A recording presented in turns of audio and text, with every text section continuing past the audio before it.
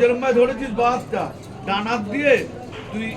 সিঁদুরটা পড়াবে বাহাত দিয়ে লজ্জা একটু ওয়েট করে পড়াবে সিঁদুরটা পড়ানো হয়ে গেলে তারপরে পড়ি বাহাতটা ওর কাঁধের উপরে দে লজ্জা বস্ত্র হ্যাঁ লজ্জা বস্ত্রটা একটু পড়া পড়ি সিঁদুরটা পড়ানো হয়ে যাক তারপরে তোর জন্য আমি দেরি করবো না বাহাতটা কাটে দে নে এ দেখে দেখে দেখে লজ্জা বস্তুটা টেনে দিবি টেনে দে মুখটা ডেকে দে ঠিক আছে রাখ